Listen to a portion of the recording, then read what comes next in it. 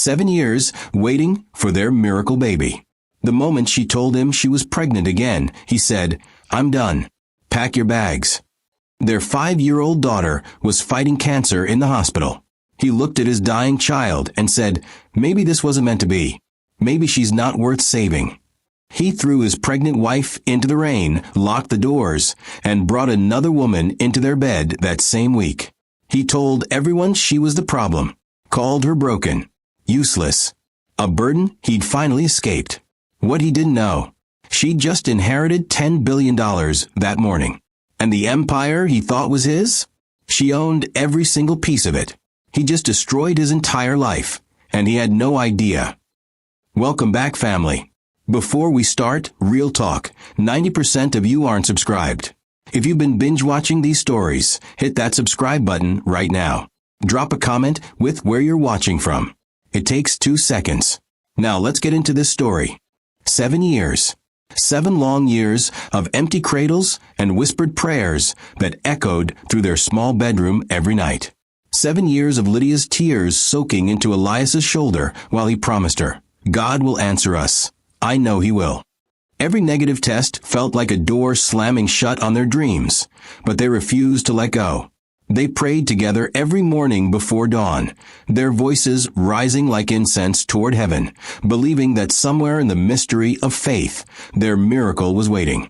People told them to give up, to accept reality, to consider other options. But Elias would squeeze Lydia's hand and say, "Our child is coming. I feel it in my bones." And she believed him because his faith was the anchor that kept her from drowning in despair. And then it happened. Emma arrived on a Tuesday morning in spring, her tiny fingers curling around Lydia's thumb, her eyes sparkling with a light that seemed to contain all the hope they'd ever held. Elias wept openly in the delivery room, his hands trembling as he held his daughter for the first time. "She's perfect," he whispered, his voice cracking with emotion. "She's our miracle, Lydia. Our answered prayer." Lydia watched through tears as he kissed Emma's forehead, his face glowing with a joy so pure it made the 7 years of waiting feel like a small price to pay. They took her home wrapped in a yellow blanket Lydia had knitted during the longest winter of their lives. And for the first time, their house felt complete. For months, their world overflowed with joy. Every morning brought the sound of Emma's laughter, the sweet music of her babbling as she discovered her toes, her reflection, the taste of mashed bananas. Elias would rush home from work just to hold her, to feel her small heartbeat against his chest, to watch her fall asleep in his arms. Lydia would find him standing over her crib at night, just staring at her with wonder. "I can't believe she's ours," he'd whisper. They planned everything. First birthdays with pink balloons, school uniforms she'd wear years from now, family vacations to beaches where Emma would build sandcastles. The miracle they'd prayed for had finally arrived, and life felt like a gift they'd unwrap slowly, savoring every moment. But have you ever noticed how quickly joy can turn fragile? It started with small things. Emma stopped eating her favorite mashed sweet potatoes, turning her head away with a whimper. She grew tired during playtime, her once bright energy fading like a candle in the wind. Lydia's mother's instinct screamed that something was wrong, a cold whisper in her gut that she tried to ignore. "Maybe she's just adjusting," Elias said, but his voice lacked conviction. Then came the morning Emma couldn't get out of her crib, her lips pale, her skin cold to the touch, her eyes struggling to focus. Lydia's hands shook as she scooped her daughter up, feeling how light she'd become, how fragile. "We're going to the hospital," she told Elias, her voice steady even though her heart was shattering. "Right now." The hospital smelled of antiseptic and fear. White walls, beeping machines, doctors with careful expressions that said everything before their mouths opened. They ran tests, so many tests, while Emma cried weakly in Lydia's arms. Elias paced the hallway, his face pale, his hands clenched into fists. When the oncologist finally entered the room, his expression was gentle but grave. "I need you both to sit down," he said quietly. Lydia felt the floor disappear beneath her feet even before he spoke the word. "Leukemia." The word hung in the air like poison, sharp and suffocating. "Your daughter has acute lymphoblastic leukemia." It's aggressive, but treatable. We'll need to start chemotherapy immediately. Lydia heard the words, but couldn't process them. Her miracle, her answered prayer, her daughter, who'd taken 7 years to arrive. She was dying. Elias stood frozen against the wall, his mouth open, but no sound coming out, his eyes wide with shock. How long has she had it? Lydia managed to ask, her voice breaking. The doctor hesitated. It's hard to say. Could be weeks, could be months. But we need to act fast. Lydia looked down at Emma, so small and helpless in her arms, and something inside her hardened into steel. Then we act fast, she said firmly. Whatever it takes. We're not losing her. Their world transformed overnight.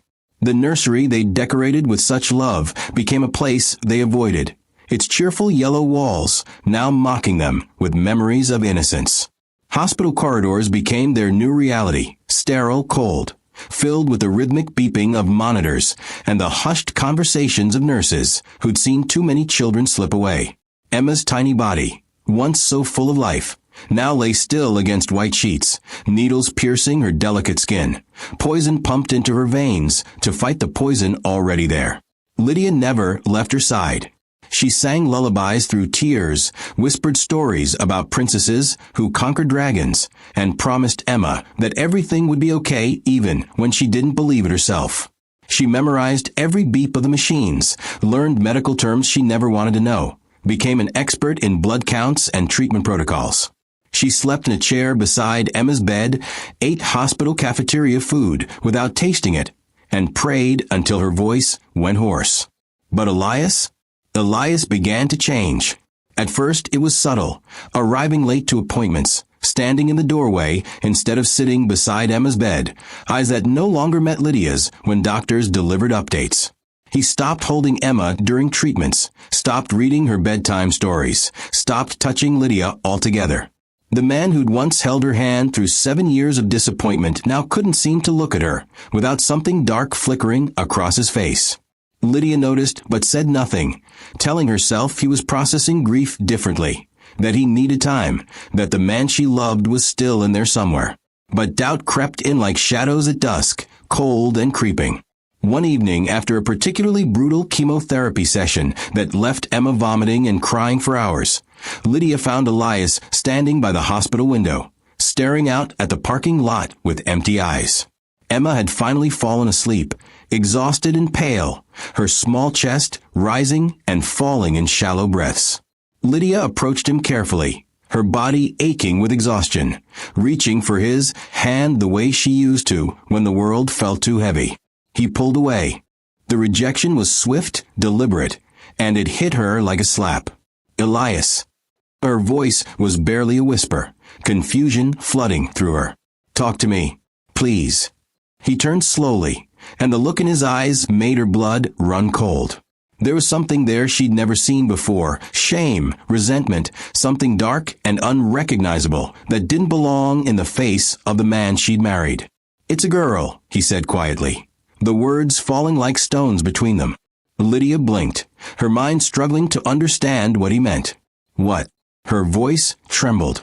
She's a girl, Lydia, he repeated, his tone flat and emotionless. 7 years we waited. 7 years of prayers and tears and hope. And God gave us a sick daughter. Not a son who could carry on my name. Not someone strong. A dying girl.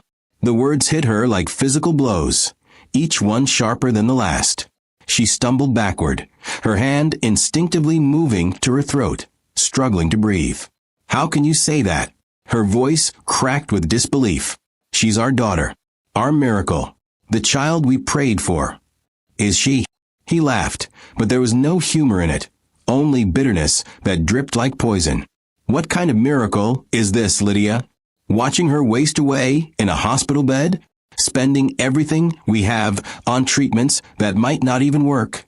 Listening to her scream during procedures while I stand there helpless? For what? For a daughter who might not even survive? For a girl? The contempt in his voice when he said the word girl made Lydia's stomach turn. This couldn't be happening. This wasn't the man who'd wept with joy when Emma was born, who'd stayed up all night rocking her to sleep, who'd promised to protect her forever. Stop it. Lydia's voice shook with rage and disbelief. Stop talking about her like she's disposable, like she's not worth fighting for. Maybe she's not, he said, and the coldness in his tone was absolute. Maybe this is God's way of telling us we made a mistake. Maybe we're supposed to start over. Find a woman who can give me a son. Someone strong. Someone healthy. The room spun. Lydia felt something break inside her chest. Something fundamental and irreparable. You don't mean that, she whispered, desperately searching his face for any trace of the man she loved. You're grieving. You're scared. But you don't mean that. He met her eyes, and what she saw there destroyed her. I mean every word, he said simply. I'm done with this, Lydia. Done with the hospitals. Done with watching her suffer. Done with you. Lydia felt her knees buckle, but forced herself to stay standing. Get out, she whispered. What? Get out of this room. Her voice rose, fierce and protective, a mother's rage replacing her shock. If you can't love your own daughter when she needs you most, if you can look at that little girl fighting for her life and call her a mistake, then you don't deserve to be here. You don't deserve to call yourself her father. He stared at her for a long moment, something flickering across his face. Regret maybe, or the last dying ember of the man he used to be. But then it vanished, replaced by cold indifference. Fine, he said, his voice empty. Maybe you're right. Maybe I don't. And he walked out without looking back, his footsteps echoing down the sterile hallway until they faded into nothing. Lydia collapsed into the chair beside Emma's bed, her body shaking with silent sobs that tore through her chest. She took her daughter's small hand in hers, careful not to disturb the four, and pressed it against her cheek. The warmth of Emma's skin against hers was the only thing keeping her anchored to reality. Emma stirred slightly, her eyes opening just a crack, still heavy with medication. Mama. Her voice was weak, fragile as glass. I'm here, baby. Mama's right here. I'm not going anywhere. Where's Daddy? The question pierced through Lydia like a blade, sharp and unforgiving. She forced a smile, brushing Emma's thin hair back from her forehead, the strands coming loose in her fingers from the chemotherapy. He had to go, sweetheart. But I'm staying. I'm always staying. Emma's eyes closed again, her breathing evening out into the rhythm of sleep. But Lydia stayed awake, watching the monitors, counting heartbeats, her mind racing through everything that had just happened. She didn't know it yet, but that night marked the beginning of the end. The fracture in her marriage would soon become a chasm. And waiting on the other side was a betrayal so complete, so devastating, that it would destroy everything she thought she knew about love, loyalty, and the man she'd given her heart to. But it would also forge her into something unbreakable, something powerful, something he would one day regret ever underestimating. The storm was only beginning, and Lydia had no idea just how dark it would get before the light returned. The transformation in Elias didn't happen overnight, but once it began, it spread like rot through wood. What started as averted glances became open contempt. What began as hesitant touches became complete avoidance. Lydia noticed everything. The way he'd check his phone during Emma's treatments, the way he'd make excuses to leave early, the way his eyes glazed over when doctors explained next steps.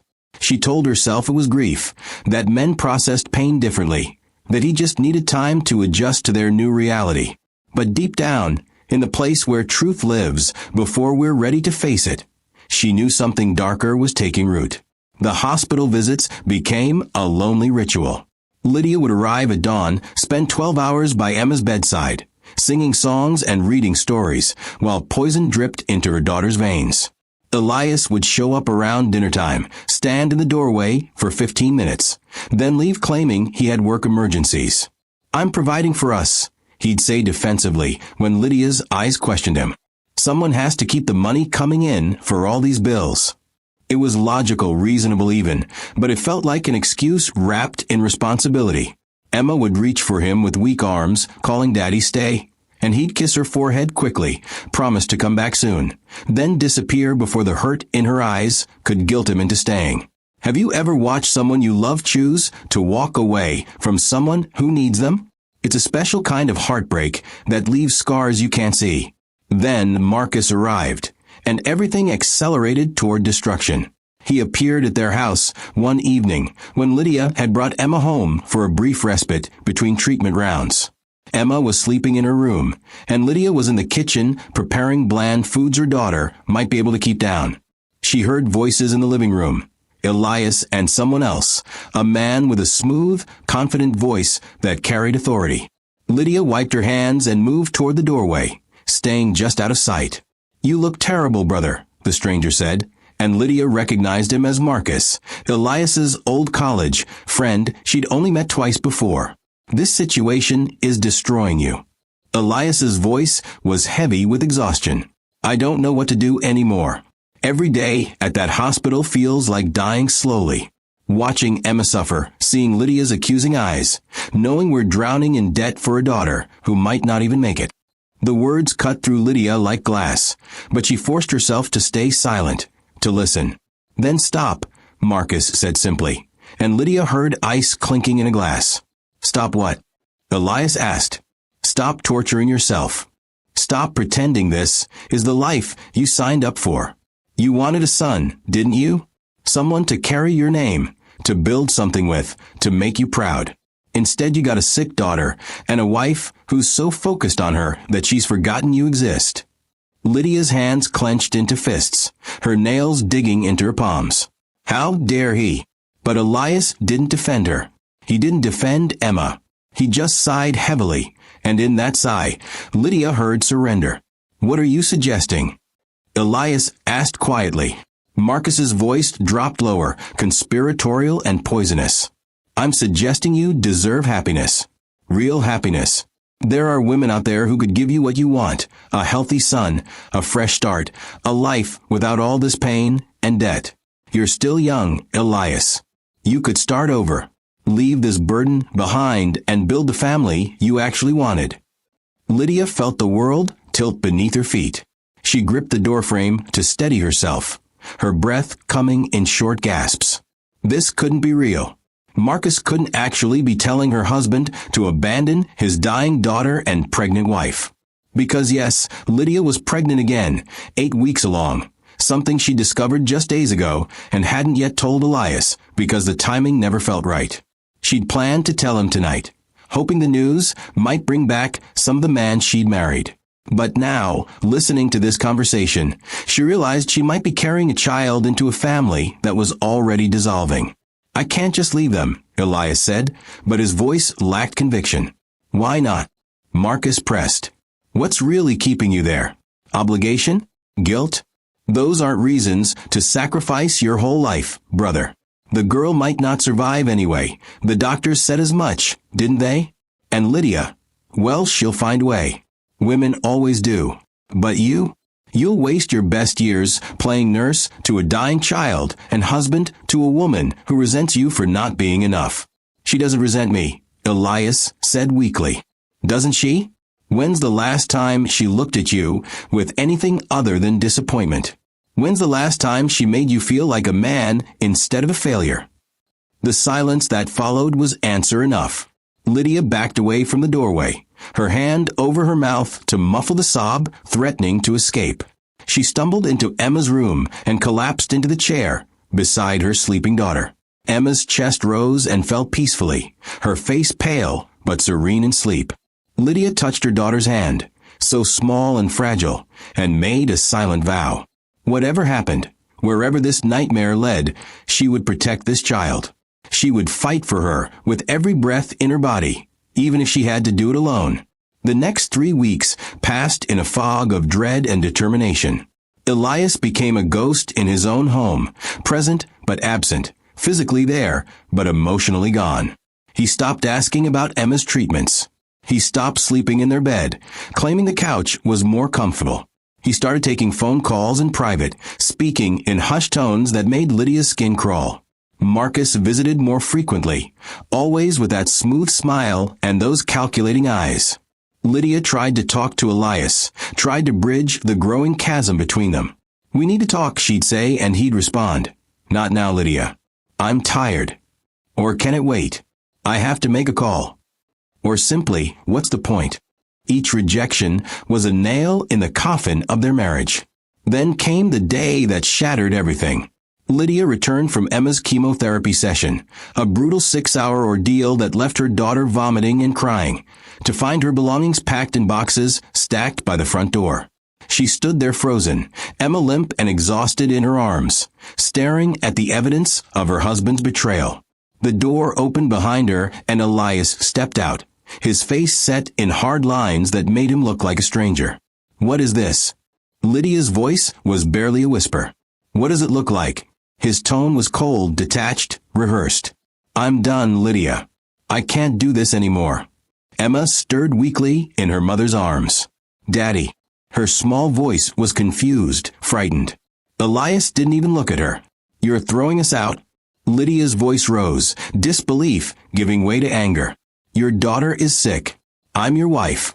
How can you?" "You're not my wife anymore," he cut her off. "Or you won't be soon enough. I've already spoken to a lawyer. I want a divorce." The words hung in the air like a death sentence. Lydia felt Emma's weight in her arms, felt the secret life growing in her belly, and something inside her shifted from shock to cold fury. "Because of him, isn't it? Marcus. He's been poisoning you against us." Elias's jaw tightened. "Marcus opened my eyes. He made me see that I was destroying myself for a daughter who's probably going to die anyway, and a wife who blames me for everything." The cruelty of his words took her breath away. "She's not going to die," Lydia said fiercely. "And I never blamed you for anything. I needed you. We both needed you. But you're too much of a coward to face your own daughter's illness. So you'd rather run away and pretend we never existed." "Think what you want," Elias said, his voice hard. "But you need to leave. Now. I have someone coming over, and I don't want you here." The meaning was clear, and it struck Lydia like a physical blow. He already had someone else. While Emma was fighting for her life, while Lydia was drowning in medical bills and sleepless nights, he'd found comfort in another woman's arms. "Who is she?" Lydia demanded, her voice shaking with rage. "Does it matter?" Elias turned away, dismissing her. "Just go, Lydia. Make this easier on everyone." Emma began to cry, her small body trembling with confusion and fear. Lydia held her tighter, protective and fierce. "Fine," she said, her voice deadly calm. "We'll go.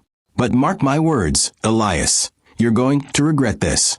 Not today, maybe not tomorrow, but someday you'll wake up and realize you threw away everything that mattered.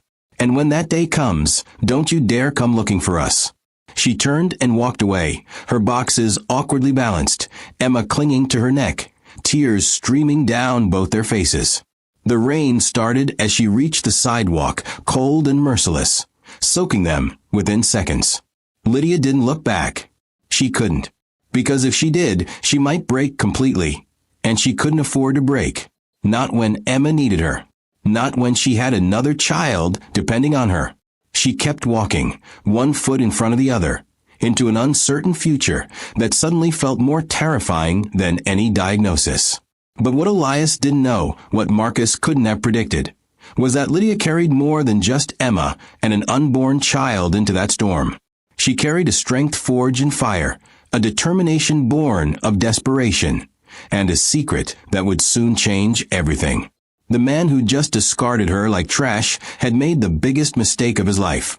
And one day, he would understand exactly how badly he'd miscalculated. The storm was just beginning, and Lydia was about to become the thunder. The apartment Lydia found was nothing like the home she'd lost.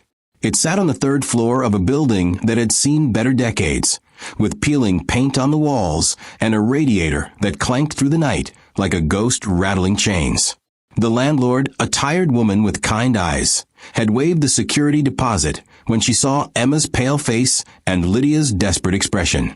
"Pay me when you can," she'd said quietly, and Lydia had nearly collapsed with gratitude.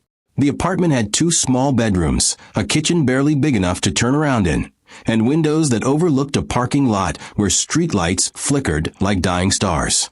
Boxes sat stacked in corners, unpacked because Lydia didn't have the energy to make this place feel like home. It wasn't home.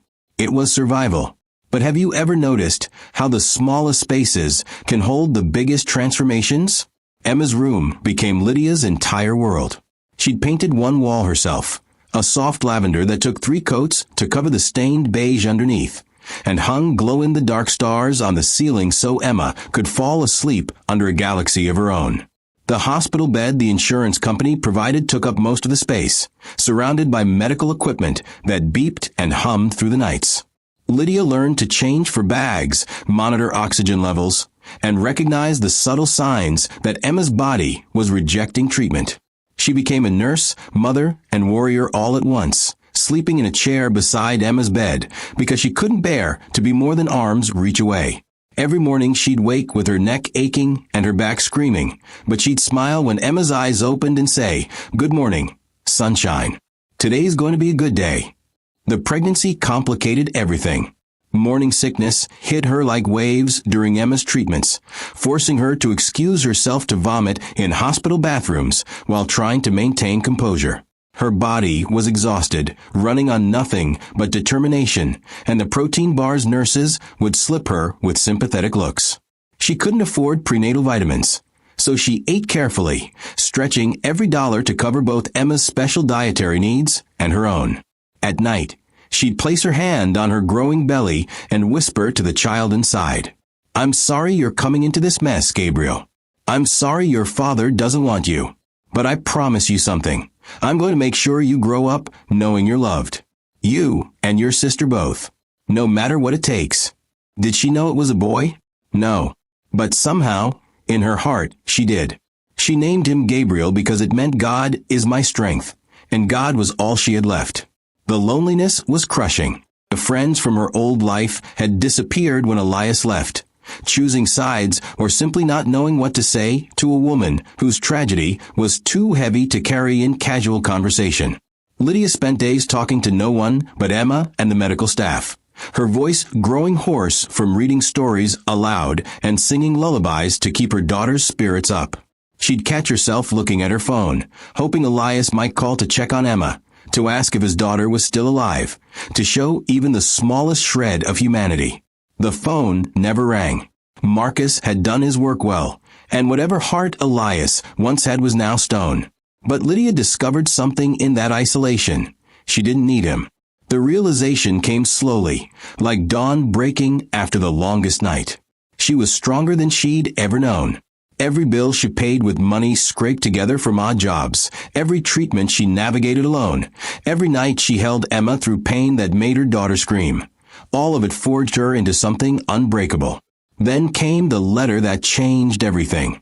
It arrived on a Tuesday morning, delivered by a courier who made her sign 3 different forms before handing over the thick manila envelope. Lydia stared at the return address, a law firm in the city with a name that sounded expensive and powerful. Her hands shook as she opened it, expecting legal papers from Elias's divorce attorney, another attack she'd have to defend against. But the words on the first page made her sit down hard on the kitchen floor. "Dear Mrs. Lydia Chun, we represent the estate of Margaret Hartwell, your maternal grandmother. It is our duty to inform you that you are the sole beneficiary of her estate, valued at approximately $10 billion. Lydia read the sentence 3 times before her brain could process it. 10 billion. The number didn't feel real, didn't make sense in the context of her life, where she counted pennies for bus fare. She kept reading, her heart pounding. Her grandmother, a woman she'd met only twice as a child, who'd had a falling out with Lydia's mother decades ago, had built an empire through real estate, technology investments, and strategic acquisitions. She died 6 months ago, and her lawyers had spent that time locating Lydia through family records. The inheritance included properties across 3 continents, controlling shares in multiple companies, and cash holdings that made Lydia's head spin. But there was a catch. Due to legal requirements and estate settlement procedures, you are required to maintain strict confidentiality about this inheritance for 30 days from the date of this letter. Disclosure of this information before the mandated period will result in immediate forfeiture of the estate. 30 days. She had to stay silent for 30 days while sitting on a fortune that could change everything. Lydia's mind raced. This was real. This was happening. She pressed her hand to her mouth to keep from laughing hysterically. Elias had thrown her away thinking she was worthless, a burden, a woman with nothing but debt and dying children. He had no idea what was coming. The next day, Lydia requested a meeting with the law firm. She left Emma with a trusted nurse and took 3 buses to reach the gleaming downtown office building that housed Hartwell and Associates. The lawyer who greeted her, a sharp woman named Catherine with silver hair and knowing eyes, laid out the full scope of the inheritance. "Your grandmother was brilliant," Catherine explained, spreading documents across the conference table. "She built this empire from nothing, and she wanted it to go to someone who understood struggle. When we researched your background and saw what you've been through this past year, I understood why she chose you." Lydia's throat tightened with emotion. "I never knew her." "She knew you," Catherine said gently. "She followed your life from a distance. She knew about Emma's diagnosis. She knew about your husband's betrayal. She knew you were pregnant. And she believed you had the strength to handle this responsibility." Lydia looked at the papers, deeds to properties, stock certificates, account statements with numbers that made her dizzy. "What do I do with all this?" she asked quietly. Catherine smiled. "Whatever you want. But if I may offer advice, use the 30-day period wisely.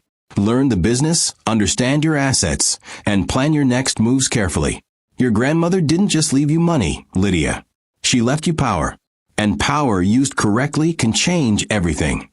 Lydia thought of Elias, probably celebrating his freedom with Marcus and whatever woman had replaced her. She thought of Emma, fighting for her life in that small apartment. She thought of Gabriel, growing inside her, deserving a better world than the one she'd been thrown into. "I want to learn everything," Lydia said firmly.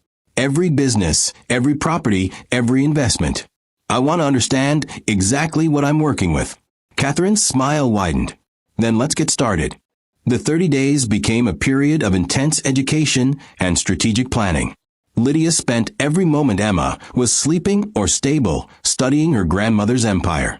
She learned about real estate portfolios that included shopping centers, office buildings, and residential complexes. She discovered technology investments in companies whose names she recognized from everyday life. She found charitable foundations her grandmother had established, but never publicly claimed credit for. The wealth was staggering, but it wasn't just money. It was leverage, influence, and connections that reached into every corner of the business world. Catherine introduced her to key advisors, accountants, and managers who'd worked with her grandmother for decades. They treated Lydia with respect tinged with curiosity, wondering if this young woman could fill the shoes of the legend who'd built their empire. Lydia absorbed everything like a sponge, asking questions, taking notes, and gradually understanding the scope of power now resting in her hands. Emma's health began to improve. Slowly, almost imperceptibly at first, but the doctors noticed it. Her blood counts stabilized, the nausea decreased, and color returned to her cheeks. "Sometimes we see these turnarounds," her oncologist said cautiously. "The treatment clicks, the body responds, and suddenly we're winning the fight." Lydia held Emma close and whispered, "You're going to make it, baby." "I knew you would." Emma smiled, her eyes bright for the first time in months. "I had a dream that Grandma was watching over me," she said. "A lady with silver hair who looked like you. She said everything was going to be okay." Lydia's breath caught. She'd shown Emma one photograph of her grandmother years ago, before the illness, before everything fell apart. Maybe she was sunshine. Maybe she's still watching over both of us. As the 30-day period drew to a close, Lydia finalized her strategy. She'd remained silent, paid her bills with the small amounts the lawyers allowed for immediate expenses, and let Elias and Marcus believe she'd disappeared into poverty and obscurity. But she'd been building something powerful in the shadows, a foundation strong enough to withstand any attack and sharp enough to cut through any defense. The pregnancy progressed healthily despite everything. Gabriel kicked strongly, as if telling his mother he was ready to join the fight. Lydia would lie awake at night, one hand on Emma's sleeping form and one hand on her belly, feeling both her children alive and strong. "We're going to be okay," she'd whisper into the darkness. "Better than okay. We're going to thrive." And somewhere across town, in the house that used to be hers, Elias slept peacefully beside his mistress, completely unaware that the woman he'd discarded was about to become the most powerful force in his world. The 30 days were almost up. The silence was about to break. And when it did, nothing would ever be the same again. The inheritance wasn't just money sitting in a bank account waiting to be spent. Catherine had made that clear during their first real working session, when the 30-day confidentiality period finally lifted. Your grandmother didn't believe in passive wealth, she explained, spreading financial statements across the conference table like a general planning a campaign. Every dollar works. Every property generates income. Every investment serves a purpose. Lydia studied the documents with fierce concentration, her mind adapting quickly to concepts she'd never encountered before. There were office towers in 3 major cities generating millions in monthly rent, technology patents producing steady royalty streams, and venture capital stakes in startups that were reshaping entire industries. The charitable foundations her grandmother had established operated globally, funding children's hospitals, cancer research facilities, and educational programs in underserved communities. It was overwhelming and exhilarating all at once. Where do I even start? Lydia asked, feeling the weight of responsibility settling on her shoulders like a mantle she hadn't asked for but couldn't refuse. Catherine leaned forward, her expression serious. You start by understanding that this isn't just about you anymore. Your grandmother built this empire with purpose, and she chose you because she believed you'd honor that purpose while making it your own. She pulled out a separate folder, this one marked confidential in red letters. But there's something else you need to know. Your grandmother kept detailed files on people she considered threats or opportunities. When she learned about your situation with Elias, she had him investigated. Lydia's pulse quickened. Investigated. Catherine nodded grimly. Everything's here. His finances, his business dealings, his associations, including his friendship with Marcus Chun. The name made Lydia's stomach turn. Marcus, the poison who'd whispered destruction into her husband's ear, who'd convinced Elias that abandoning his sick daughter was somehow justified. What about him? Lydia asked, her voice tight. Catherine opened the folder, revealing photographs, bank statements, and legal documents. Marcus isn't just Elias's friend. He's a financial consultant with a specialty in insurance fraud. He's been under investigation by federal authorities for the past 2 years, though he doesn't know it yet. He befriends wealthy men, convinces them to take out large insurance policies on family members, then creates situations where those policies pay out, usually through divorces where the men claim financial hardship or worse. The implications hit Lydia like ice water. He wanted Elias to take out a policy on Emma. Catherine's expression was grim. He already did. 3 months ago, Elias signed papers for a $2 million life insurance policy on your daughter. Marcus convinced him it was standard protection, but the beneficiary structure and the timing suggest something far more sinister. Lydia felt her blood run cold. Her hands gripped the edge of the table so hard her knuckles went white. He wanted my daughter to die, she whispered, the horror of it almost too much to process. So Marcus could collect somehow. Marcus gets a finder's fee and a percentage, Catherine confirmed. It's how he's operated for years. Your grandmother's investigators uncovered at least 6 similar cases, though proving them has been difficult. But this time, they have documentation.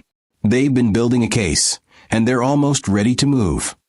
Lydia's mind raced, calculating possibilities and consequences. Emma was getting better, which meant Marcus's plan was already failing. But what would he do when he realized his scheme wasn't working? Would he try something more desperate? I need protection for Emma, Lydia said firmly. And I need to know everything about what Elias and Marcus are planning. Catherine pulled out another document. Already arranged. Your grandmother's security team is the best in the world. They've been watching Emma since we first contacted you, though you probably never noticed them. As for Elias and Marcus, we have eyes on both of them. Every phone call, every meeting, every transaction, we know about it before their accountants do. She paused, studying Lydia carefully. The question is, what do you want to do with this information? Lydia sat back, her hand instinctively moving to her pregnant belly, where Gabriel was kicking strongly. What did she want? Revenge? Justice? To simply walk away and build a new life? But then she thought of Emma lying in that hospital bed, crying for a father who'd abandoned her. She thought of the policy Elias had signed, essentially betting on his own daughter's death. She thought of all the other families Marcus had destroyed with his schemes. I want justice, Lydia said quietly, her voice carrying a steel that surprised even herself. Not just for me and Emma. For everyone Marcus has hurt. And I want Elias to understand exactly what he threw away. The strategy developed over the next weeks was methodical and precise.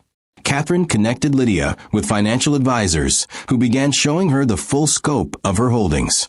Real estate portfolios that included properties Elias had once tried to acquire but couldn't afford. Technology companies whose software Elias's business used daily. Investment funds that held significant stakes in his competitors. Her grandmother hadn't just been wealthy. She'd been strategically positioned at the center of industries that touched everything. Your grandmother believed in leverage, Catherine explained during one late-night session. She didn't just buy things. She bought influence, control, the ability to shape outcomes. Lydia absorbed this lesson, understanding that money alone wasn't power. Knowing how to use it was. She began attending board meetings as a silent observer, learning corporate strategy and decision-making processes. She studied market reports, learned to read financial statements, and discovered she had an intuitive grasp of business that surprised her advisors. But then Emma's health took a sudden turn. It happened on a Thursday morning when Lydia was reviewing acquisition proposals. Her phone rang with the hospital's number and her heart dropped. Mrs. Chun, you need to come immediately, the nurse said urgently. Emma's fever spiked overnight, and she's unresponsive. Lydia's carefully constructed world tilted. All the planning, all the strategy, all the power she'd been accumulating. None of it mattered if she lost her daughter. She grabbed her coat and ran, her pregnant belly making her awkward and slow, but fear lending her speed she didn't know she had. The drive to the hospital felt like an eternity. Traffic lights conspiring against her, every red light a torture. She burst through the pediatric ward doors to find doctors surrounding Emma's bed, monitors beeping frantically, her daughter's small body seizing despite the medications they were pumping into her. What's happening? Lydia demanded, pushing past nurses to reach Emma's side. The oncologist's face was grave, her body's rejecting the treatment. We're seeing a severe reaction we didn't anticipate. We need to change protocols immediately, but it's risky. There's a newer treatment that might work, but it's experimental and extremely expensive. I don't care about the cost, Lydia said fiercely, gripping Emma's small hand. Do whatever it takes. Whatever she needs, she gets. The doctor nodded, already moving toward the door to make calls. Lydia stayed beside Emma, whispering prayers and promises, watching her daughter fight for every breath. Hours blurred together. Doctors consulted. New medications arrived via emergency courier, and Emma's small body became a battlefield where science fought against death. Lydia didn't eat, didn't sleep, and barely moved from her daughter's side. Catherine arrived at some point with coffee and words of encouragement, but Lydia barely registered her presence. It was during the darkest hour, around 3 a.m, when Emma's vitals had stabilized just enough for the doctors to step back and breathe, that Lydia's phone buzzed with a message from an unknown number. She almost ignored it, but something made her look. You don't know me, but your grandmother helped my family years ago. I've been following your situation. Marcus Chun is planning something. Be careful. He knows about the inheritance. Lydia's blood turned to ice. How? The confidentiality period had lifted, but she'd been careful to keep her movements quiet, her new resources hidden. She texted back immediately. Who is this? What do you know? The response came quickly. A friend. Marcus has connections in legal circles. He found out about the estate settlement and realized he made a mistake pushing Elias to leave you. He's planning to use Elias to get access to your money. They're talking about custody challenges, claiming you're unfit. Be ready. Lydia stared at her phone, fury and fear warring inside her. Marcus knew, which meant Elias knew, or would soon. The man who discarded her when he thought she was worthless was about to come crawling back, now that he knew she was worth billions. The predatory audacity of it made her want to scream. But she didn't scream. She looked at Emma, still pale but breathing steadily now, and felt her resolve harden into diamond. They wanted a fight? She'd give them a war. Catherine arrived early the next morning with news. Your mysterious source was right. Elias filed preliminary paperwork yesterday claiming he wants custody of Emma due to your inability to provide stable care. He's arguing that his financial situation is better suited to handle her medical needs. The irony was so thick Lydia almost laughed. He threw us out knowing she was dying. Now he wants her back because I have money. That's exactly what he's doing, Catherine confirmed. Marcus is advising him. They think if Elias gets custody, he'll have legal access to resources for Emma's care, which really means access to your inheritance through the children. Can they do that? Lydia asked, her protective instincts roaring to life. Not easily, and not if we're prepared, Catherine assured her. Which we will be. But Lydia, this is going to get ugly. They're going to dig into everything. Your living situation, your mental state, your ability to parent while managing the inheritance. They'll paint you as unstable, overwhelmed, unfit. Lydia looked at her daughter sleeping peacefully for the first time in days, then placed her hand on her belly, where Gabriel was growing strong. Let them try, she said quietly, her voice carrying absolute conviction. I've survived losing everything. I've survived watching my daughter nearly die while carrying another child alone. I've survived betrayal from the one person who promised to stand beside me forever. If they think I'm going to roll over now and let them take my children, they don't know who they're dealing with. Catherine smiled, a fierce expression that told Lydia she'd just gained a powerful ally. Then let's show them exactly who you've become. The strategy shifted from passive observation to active preparation. Lydia hired the best family law attorneys in the state, documented every moment of Emma's care with medical precision, and began building an unassailable case for her fitness as a mother. But she also did something else. She started quietly acquiring assets that intersected with Elias's business interests. A building his company leased office space in? She bought it. A supplier he relied on for materials? She became their largest investor. A bank that held his business loans? She purchased a controlling interest. She wasn't attacking openly yet, just positioning pieces on a chessboard he didn't even know they were playing on. Have you ever watched someone walk confidently toward a trap they can't see? That's what the next few weeks felt like. Elias and Marcus moved forward with their plans, filing motions and making demands, completely unaware that every move they made was being countered 3 steps ahead.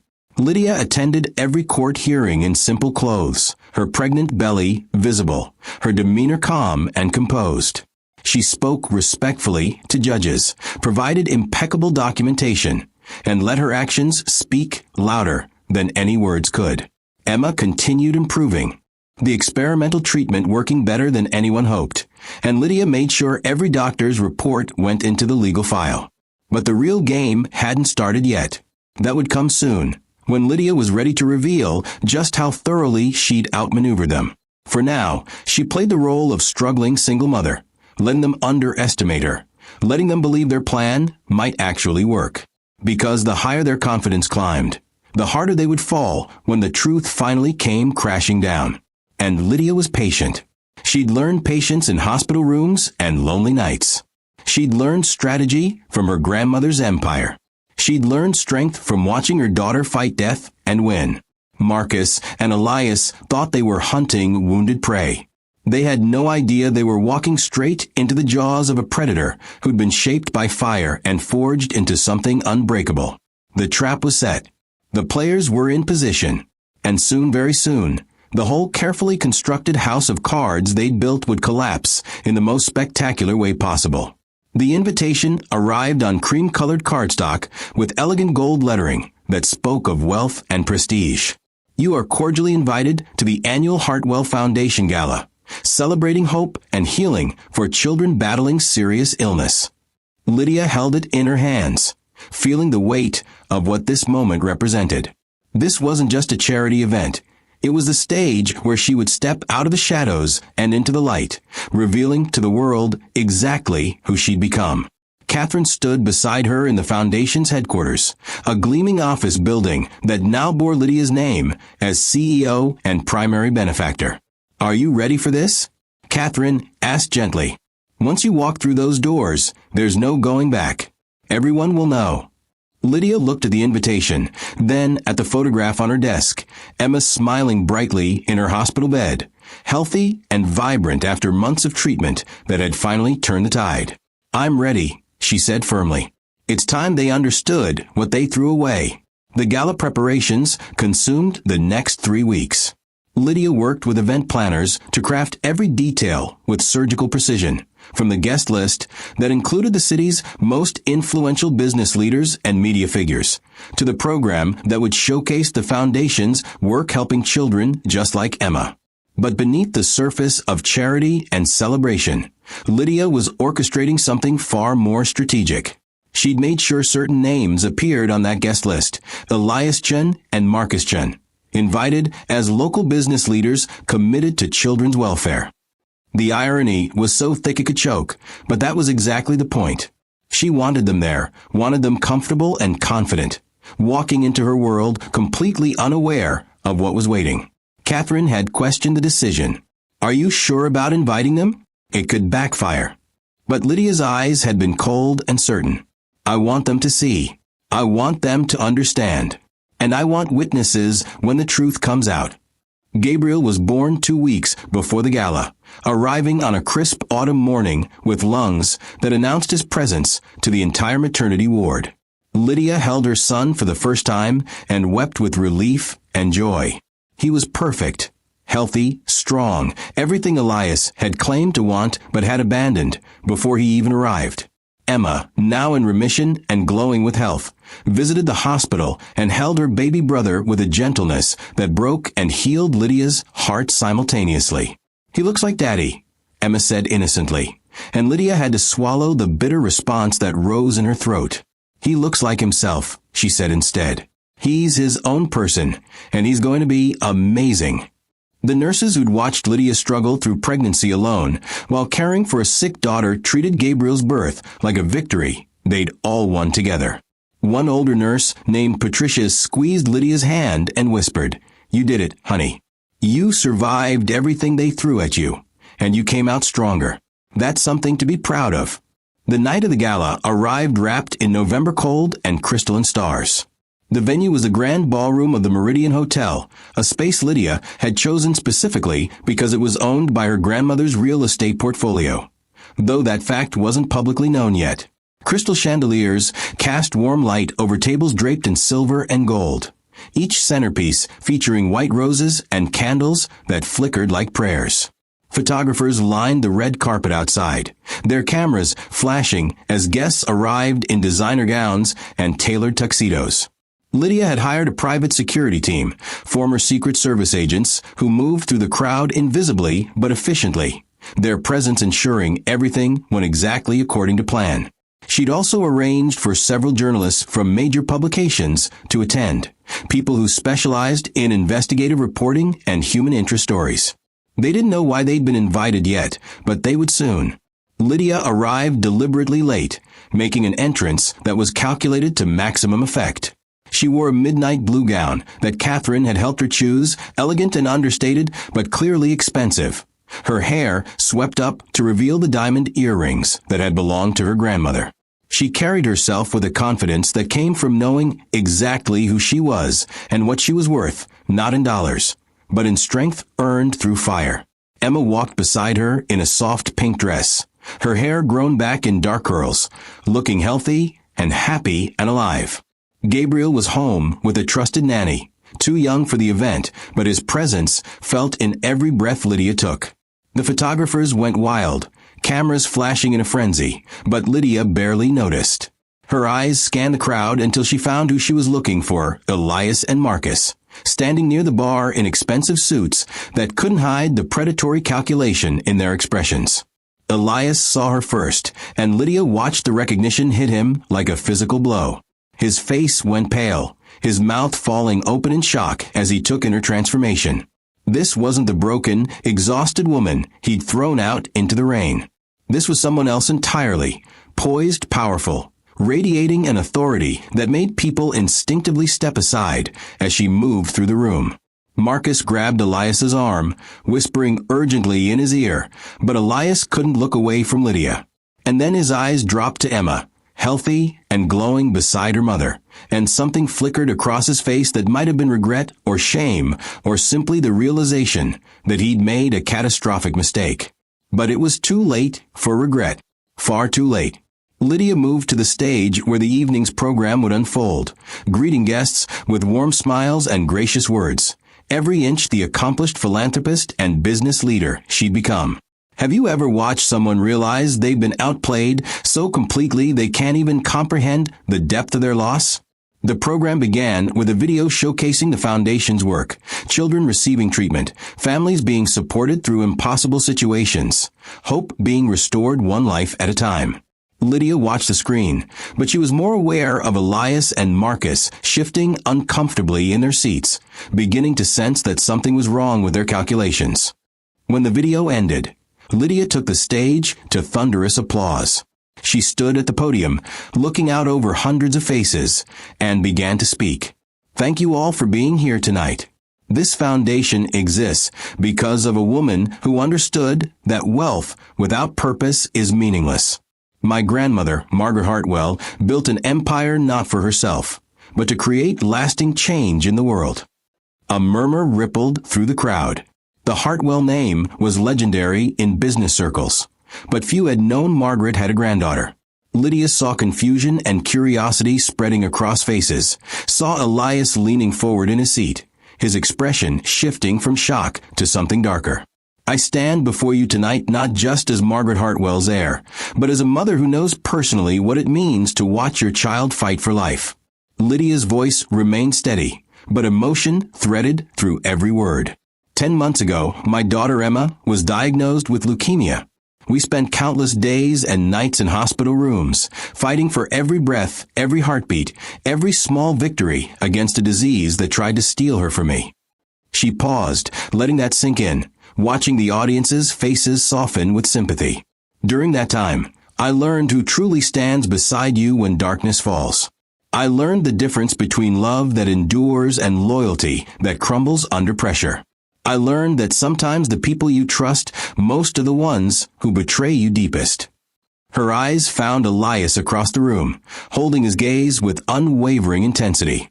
I learned that a man can look at his dying daughter and call her a burden, that he can abandon his family in their darkest hour because they didn't meet his expectations, that he can throw away everything sacred because someone whispered poison in his ear.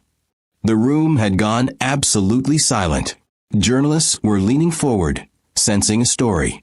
Other guests glanced around, trying to understand what was happening.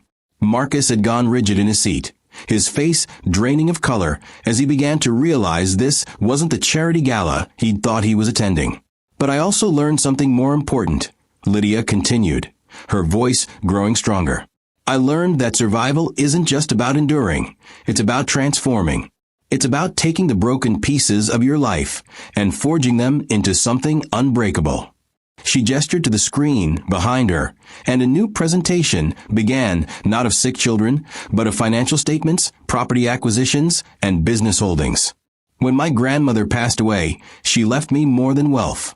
She left me the tools to protect my children and help others facing similar struggles. The Hartwell Foundation now manages a $10 billion endowment dedicated to providing free treatment for children with serious illnesses, supporting single mothers facing medical crises, and prosecuting insurance fraud that preys on vulnerable families. The reaction was immediate and explosive. Gasps echoed through the ballroom. $10 billion. The number hung in the air like lightning about to strike. Cameras flashed as journalists began taking notes frantically. Business leaders who dismissed Lydia as just another charity figurehead suddenly sat up straighter, seeing her with new eyes. And Elias looked like he'd been struck by lightning, his face cycling through shocked disbelief and dawning horror as he understood the magnitude of what he'd walked away from. Marcus had gone completely white, his hands gripping the edge of the table as if to keep from falling. "Some of you may wonder why I'm sharing this tonight," Lydia said, her voice cutting through the murmurs. "It's because transparency matters. Justice matters. And the truth always comes out eventually." She clicked to the next slide, and Marcus's face appeared on the screen, a professional photograph alongside documents detailing his insurance fraud schemes, the investigation that had been building against him for years, and the policy he'd convinced Elias to take out on Emma. The room exploded in whispers and shocked exclamations. Marcus tried to stand, but security was already moving toward him, their presence suddenly obvious and purposeful. Marcus Chun has spent years manipulating vulnerable men into schemes that bet on children's deaths. Lydia's voice was ice. "He convinced my ex-husband to take out a $2 million life insurance policy on our daughter while she was fighting leukemia. Not to protect her future, but to profit from her death." She let that sink in, watched the horror spread across faces in the audience. "Federal prosecutors are filing charges tomorrow morning. The evidence has been turned over, and every family he's hurt will finally see justice." Marcus was being escorted out now, his protest drowned out by the shocked conversations filling the room. Cameras captured every moment, journalists already typing stories that would hit news sites within the hour. But Lydia wasn't done. "As for Elias Chun," she continued, and her ex-husband looked like he wanted the floor to swallow him whole. "The man who recently filed for custody of the daughter he abandoned while she was dying, claiming he could provide better care than I could." She smiled, but there was no warmth in it. "I want to be clear about something. Emma's recovery wasn't luck or chance. It was the experimental treatment I paid for using resources from my inheritance. Treatment that cost $500,000, money Elias didn't offer, and wouldn't have provided even if he could. The daughter he threw away as worthless is alive today because the mother he discarded refused to give up on her." The applause started slowly, then built into a thunder that shook the chandeliers. Emma, sitting in the front row with Catherine, had tears streaming down her face, pride and love shining in her eyes as she looked at her mother. Elias sat frozen, a man watching his entire world collapse in real time, every choice he'd made revealing itself as catastrophically wrong. "This foundation exists to make sure no mother ever has to choose between her child's life and financial ruin," Lydia concluded, her voice ringing with conviction. "To make sure no family is destroyed by predators who see tragedy as opportunity, and to prove that resilience, when forged in fire, becomes unbreakable." She stepped back from the podium to a standing ovation that lasted 5 full minutes. Journalists swarmed toward her, questions flying. Business leaders approached with congratulations and offers of partnership. But Lydia's eyes found Elias one last time across the room. He was alone now, Marcus gone, his mistress nowhere to be seen, standing in a crowd of people who looked at him with disgust and judgment. She didn't need to say anything. Her success, her strength, Emma's health. It all spoke louder than words ever could. She'd won without destroying him directly, simply by building something so powerful that his betrayal revealed itself as the pathetic, small-minded cruelty it had always been. As Lydia left the stage, Emma ran to hug her, the audience still applauding. She felt something she hadn't experienced in almost a year. Peace. Not because the fight was over, but because she'd proven to herself and the world that she was more than what had been done to her. She was a survivor, a mother, a leader, and a force that couldn't be broken. And this was only the beginning. Elias woke the morning after the gala with a strange emptiness that had nothing to do with the half-empty bottle of whiskey on his nightstand. The room spun slightly as he sat up, but the dizziness wasn't from alcohol. It was from the sickening realization of what had happened the night before. $10 billion. Lydia, the woman he'd thrown out like garbage, the woman he'd convinced himself was worthless and broken, controlled a fortune that made his entire net worth look like pocket change. He reached for his phone and immediately regretted it. 73 missed calls. Hundreds of text messages. His email inbox had exploded overnight with investors pulling out of deals, business partners requesting emergency meetings, and journalists demanding comments on his connection to Marcus Chen's insurance fraud scheme. The mistress he'd moved in after Lydia left, a woman named Simone who'd promised him everything Lydia supposedly couldn't provide, was gone, her closet empty, a note on the dresser that said simply, "I don't date broke losers." She'd sensed the ship sinking and jumped before the water reached her ankles. Marcus wasn't answering his phone, which made sense considering federal agents had escorted him out of the gala in handcuffs. The news sites were having a field day with the story. Headlines screaming about insurance fraud, abandoned children, and the incredible rise of Lydia Hartwell, formerly Lydia Chun, from tragedy to triumph. One article included a photo of Emma, healthy and glowing beside her mother, with the caption, "The daughter one man threw away, another woman saved." Elias stared at that photo until his vision blurred. Emma looked so different from the pale, suffering child he remembered. She looked happy, loved, protected. Everything he'd failed to provide. The comment section beneath the article was brutal. What kind of monster abandons a dying child? Karma is real, and she's coming for you, Elias Chun. That mother is a hero, and he's trash. Thousands of strangers weighing in on his failures, his cruelty, his catastrophic misjudgment. Have you ever watched your entire life collapse in real time, while the world cheers for your downfall? The business fallout came swiftly and mercilessly. By noon, Elias had lost 3 major clients who cited ethical concerns and reputational damage as their reasons for terminating contracts. His bank called to inform him they were reviewing his loan agreements in light of recent publicity. His lawyer, the same one who'd filed the custody motion against Lydia, left a voicemail saying he could no longer represent him due to conflict of interest, which was legal speak for "I don't want to be associated with you anymore."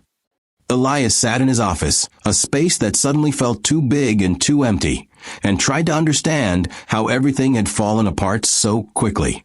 Just yesterday, he'd been confident, planning his strategy to gain custody of Emma and access to Lydia's inheritance through legal maneuvering. Marcus had assured him it would work, that Lydia was overwhelmed and vulnerable, that the courts would see Elias as the stable parent. But Marcus had been playing a different game entirely, and Elias had been nothing but a pawn in a scheme that had now exploded in both their faces.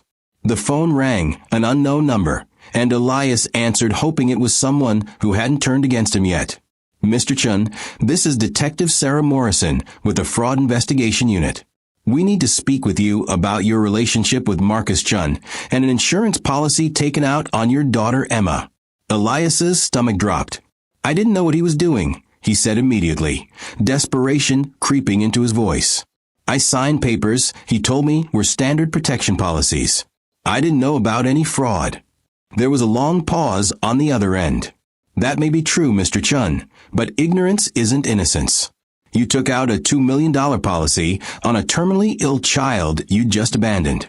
We need to understand your intentions." The word intentions hung in the air like an accusation. "I'll cooperate fully," Elias said, his voice hollow. "Just tell me what you need." The detective's tone was cold. "We'll be in touch. Don't leave the state." The line went dead, and Elias sat staring at his phone, watching his reflection on the black screen and barely recognizing the man looking back. Meanwhile, across the city in the Foundation's headquarters, Lydia was experiencing the opposite trajectory. Her phone rang constantly with opportunities, not problems. Business leaders wanted to partner with her foundation. Universities invited her to speak about resilience and entrepreneurship. Philanthropists requested meetings to discuss collaborative projects. The morning news shows were calling for interviews about her incredible journey from abandoned wife to billion-dollar CEO. Catherine fielded most of the requests, but even she seemed overwhelmed by the sudden flood of attention.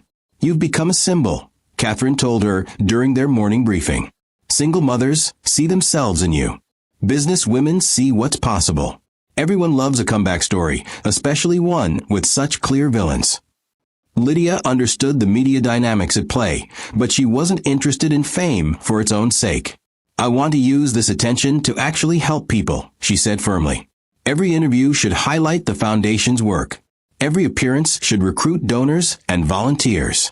This isn't about me. It's about making sure other families don't suffer like we did. But she'd be lying if she said there wasn't satisfaction in watching Elias's world crumble. Not because she was cruel, but because justice demanded that actions have consequences. He'd made choices that could have destroyed her and Emma. Choices based on selfishness and cowardice dressed up as practical concerns. Now those choices were revealing their true nature in the harsh light of public scrutiny. The custody motion he'd filed was withdrawn by his lawyer before Lydia even had to respond. The insurance policy he'd signed was evidence in a federal investigation. The business he'd built was hemorrhaging clients and credibility by the hour. And all of it was self-inflicted, the natural result of betting against his own daughter's life and underestimating the woman who'd given him everything. Catherine brought her the morning's news summary, and one item made Lydia pause. Simone Lekrowics, identified as Elias Chen's girlfriend, was discovered to have falsified documents claiming partial ownership of several properties acquired during Chen's marriage to Lydia Hartwell. Ms. Lekrowics has fled the state, and authorities are investigating potential fraud charges. Lydia set down the report, a bitter smile crossing her face. She tried to claim my properties? Catherine nodded. Apparently Marcus helped her forge paperwork suggesting she'd contributed financially to acquisitions made during your marriage. She was planning to file claims once the divorce was finalized, essentially trying to steal from you through Elias. The audacity was almost impressive. Almost. Where did she go? Lydia asked. Last known location was Arizona, but she's not answering any calls. She realized everything was about to collapse and ran before she could be held accountable. Catherine paused, studying Lydia carefully.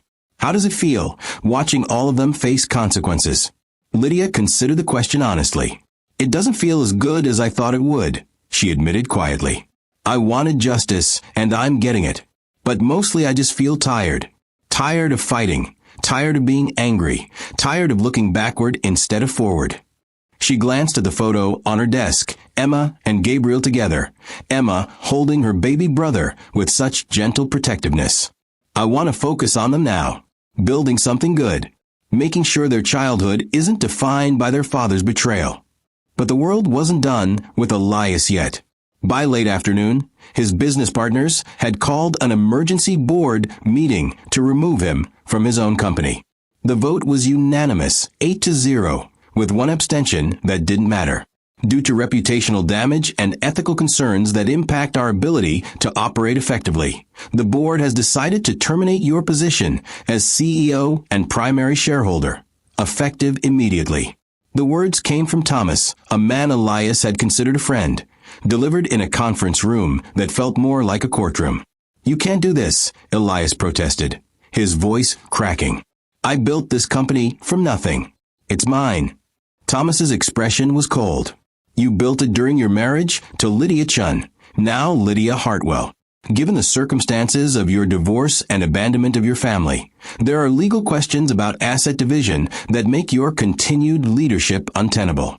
Plus, frankly, no one wants to work with you anymore. You're toxic. The word toxic echoed in Elias's head as security escorted him out of the building he'd considered his kingdom. Employees watched from doorways and cubicles, their expressions ranging from pity to satisfaction to simple curiosity. He'd been stripped of his position, his reputation, his allies, all in less than 24 hours. The car he'd driven to work that morning, a luxury sedan leased through the company, was no longer his to use. He had to call a taxi to get home, and even the driver recognized him from the news, studying him in the rearview mirror with undisguised judgment. When Elias finally reached the house that had once been his and Lydia's home, now feeling empty and haunted, he found a letter waiting from his landlord. Wait, landlord? Elias had assumed he owned this property, had signed papers during the divorce proceedings that he thought secured it as his sole asset. But the letter explained in cold legal language that the property was actually owned by Hartwell Real Estate Holdings, a subsidiary of Lydia's grandmother's empire, and his lease was being terminated for non-payment. He didn't own anything. The realization hit him like ice water. Every asset he'd thought was his, every security he'd counted on, every piece of the life he'd built, none of it belonged to him. Lydia had been quietly acquiring the framework of his existence, not to attack him directly, but simply because her empire was so vast it had consumed his world without even trying. He was living in her shadow without realizing it, and now that shadow was pulling back to reveal he'd been standing on nothing all along. Elias collapsed onto the couch. Would that be taken too? And finally let himself feel the full weight of what he'd done. He'd had everything. A wife who loved him through 7 years of waiting. A daughter who was a literal miracle. A second chance at fatherhood growing in Lydia's belly even as he threw her out. And he destroyed it all because Marcus whispered poison, and he was too weak to resist, too proud to see past his own ego and disappointment. The question that haunted him now, the one that would keep him awake through countless sleepless nights, was simple and devastating.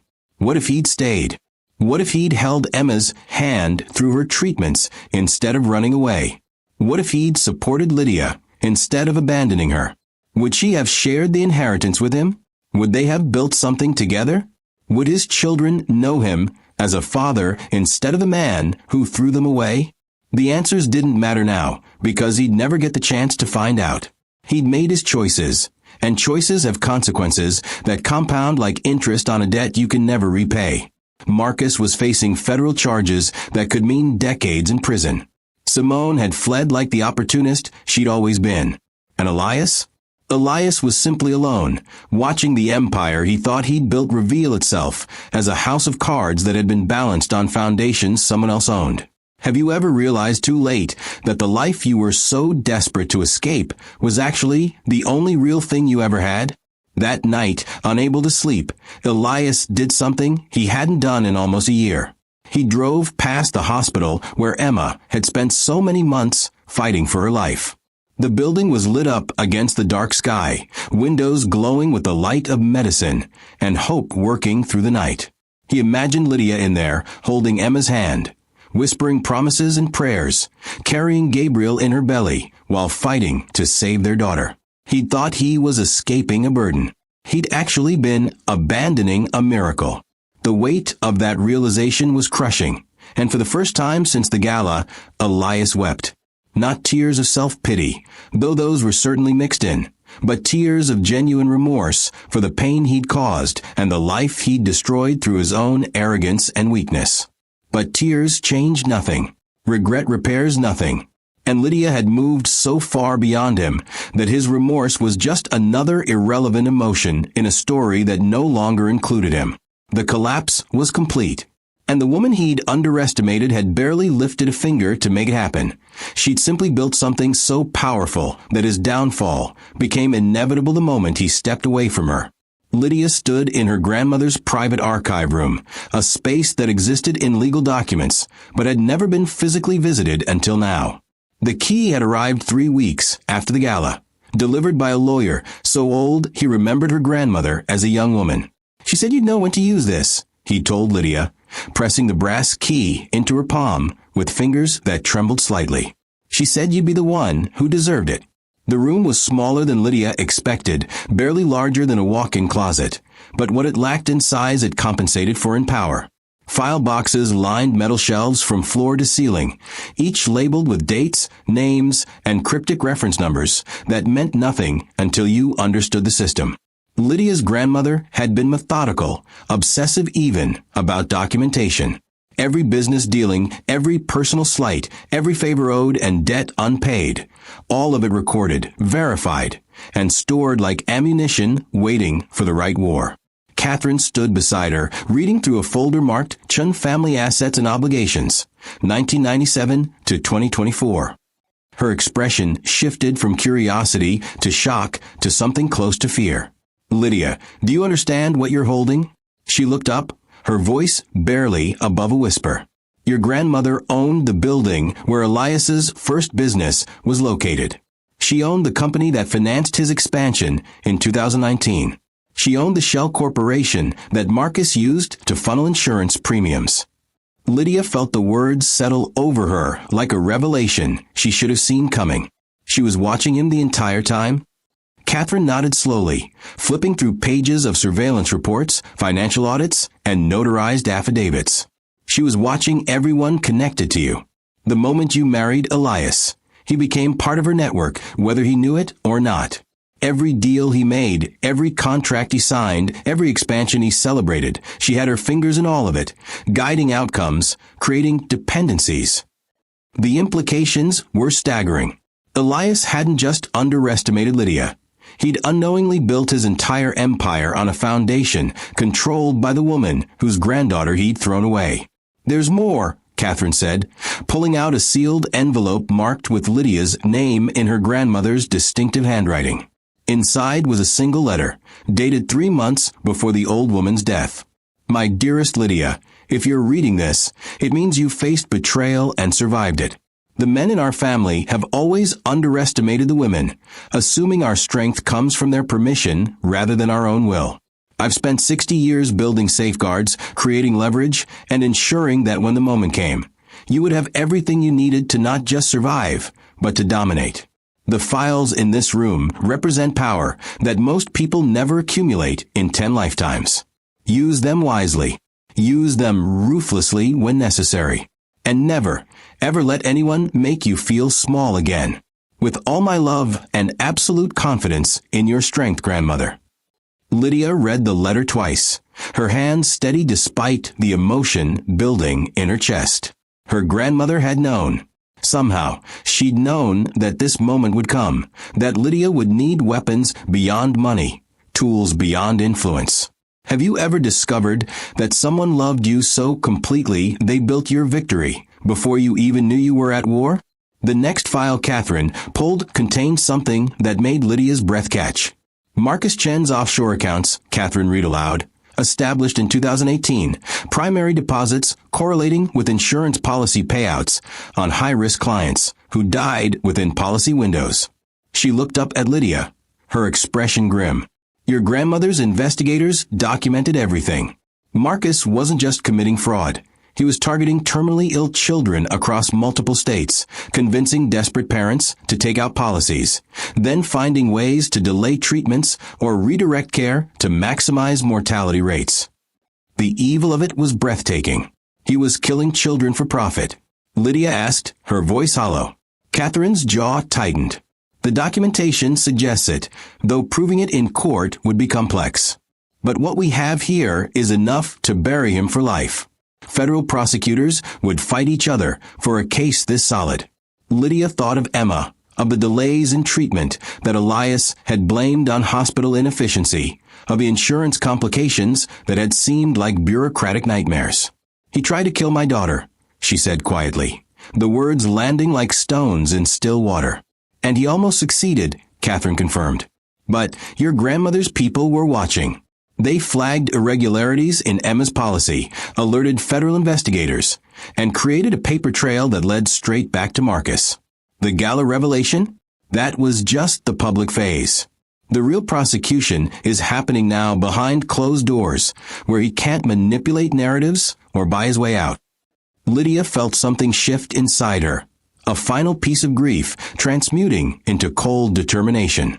She'd thought her victory was complete, but she'd been thinking too small, focusing on financial and social consequences when real justice required criminal accountability.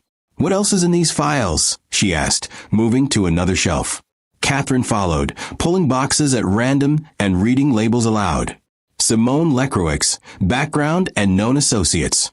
Elias Chun, complete financial history, including hidden accounts and unreported income. Thomas whoever. Wait, Thomas Chin? That's Elias's business partner. She opened the box, scanning the contents. Your grandmother documented Thomas's embezzlement from company funds dating back 5 years. Elias never knew his partner was stealing from him. The irony would have been funny if it weren't so pathetic. Elias had surrounded himself with thieves and predators, all while convinced he was the one in control. "Can we use this?" Lydia asked. Catherine considered carefully. Legally, yes. Ethically, it depends on your goals. Do you want to destroy Thomas as well, or do you want to use this information to ensure Elias loses everything that remains? Lydia thought about Emma asking why her father never visited, about Gabriel who would grow up knowing his father only through stories of abandonment and betrayal. I want the truth to be undeniable, she said finally. I want everyone who aided Elias's cruelty to face consequences. And I want Emma and Gabriel to know, when they're old enough to understand, that justice was served without their mother compromising her integrity. Catherine smiled, a rare expression of genuine pride. Then, we use everything. Strategically, methodically, and completely. Over the next week, Lydia orchestrated moves that would have seemed impossible just months ago. She contacted federal prosecutors handling Marcus's case, providing documentation that expanded their investigation to include racketeering, conspiracy to commit murder, and financial crimes spanning 12 years. She forwarded Thomas's embezzlement records to the IRS and the company's board, triggering audits that would dismantle what remained of Elias's business legacy. She compiled Simone's fraud attempts into a comprehensive report for Arizona authorities, ensuring the woman who tried to steal from her family would face legal consequences wherever she fled. And she did all of it quietly, without press releases or public declarations, letting the systems of justice work exactly as they were designed to work when powered by undeniable evidence. Have you ever watched dominoes fall knowing you arranged every piece perfectly? Emma walked into Lydia's office one afternoon, holding Gabriel's hand as the toddler wobbled on uncertain legs. "Mama, why are there so many serious people coming to visit?" she asked, her voice carrying the innocent curiosity of a child who'd survived too much but remained fundamentally untouched by cynicism. Lydia knelt down, pulling both children close. "They're helping Mama make sure bad people can't hurt other families the way some people tried to hurt us," she explained gently. "Remember how we talked about doctors helping sick children get better? These people help make sure everyone follows rules that keep people safe." Emma considered this seriously. Like the rules about not lying or being mean. Lydia smiled despite the weight of everything she was carrying. "Exactly like that, sweetheart. Grown-up versions, but yes." Gabriel made a happy sound and reached for Lydia's face, his small hands patting her cheeks. She held them both tighter, feeling the solid reality of their survival, their health, their future spreading out like a promise she would defend with everything she had. Catherine appeared in the doorway, her expression urgent but controlled. "We have a problem. Marcus's lawyer is trying to negotiate a plea deal that would reduce his charges significantly. They're claiming insufficient evidence for the most serious counts." Lydia stood, settling Gabriel on her hip, while Emma leaned against her leg. "Then we provide more evidence. Whatever they need to ensure he faces full accountability. No deals, no reduced sentences, no chance he ever gets close to another vulnerable family." Catherine nodded, already pulling out her phone to make calls. "I'll coordinate with the prosecutors. But Lydia, this is going to get messy. Marcus will try to implicate Elias, claiming he was a knowing participant in the fraud. It might actually hurt Elias more than help our case." Lydia looked at her children, then back at Catherine. "Good," she said simply. "Let the truth be messy. Let everyone's actions be examined in full light. That's what justice looks like, not clean or convenient, but complete." The battle was far from over, but Lydia had stopped fighting for survival. Now she was fighting for a future where her children would never doubt their worth or their mother's strength. Elias received the call at 2 a.m, a time when nothing good ever comes through a ringing phone. "Mr. Chun, this is Agent Rodriguez with the FBI.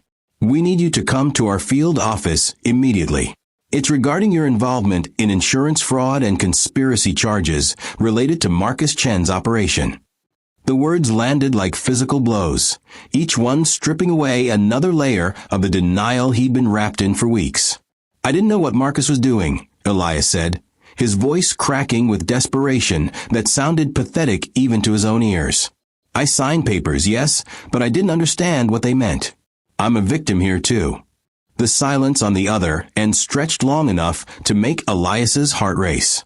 Mr. Chun, we have documentation suggesting otherwise. Please come involuntarily, or we'll be forced to take other measures. The line went dead, and Elias sat in the darkness of his temporary apartment.